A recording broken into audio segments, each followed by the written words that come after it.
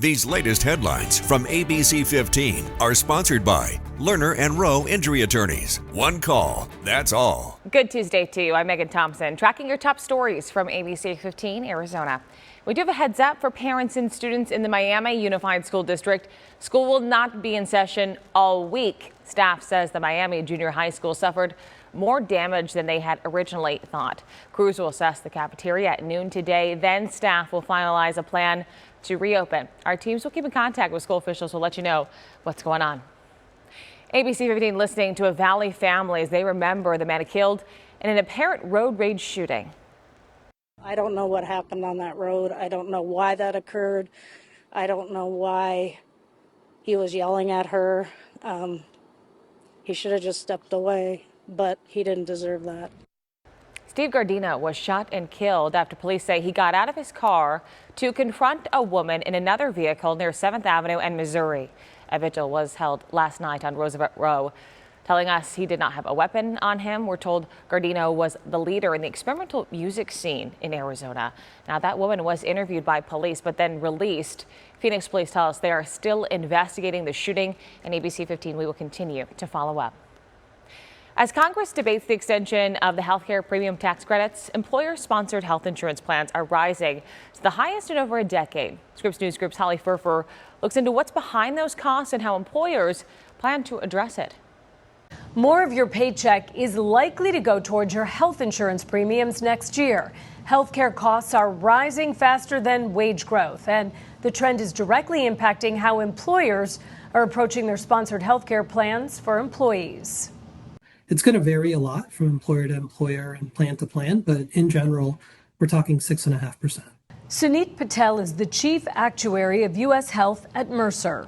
That 6.5% is relative to wage growth, which is averaging 3%. That means more of your income will go towards healthcare expenditures. People with a single income have a lot less wiggle room, so to speak.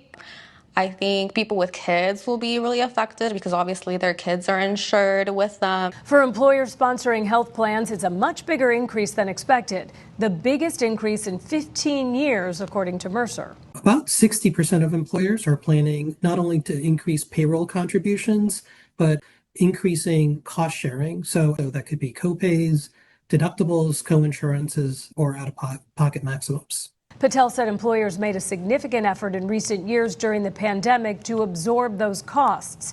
But now changes in the larger economy have altered the equation. I think the cost pressures are more significant.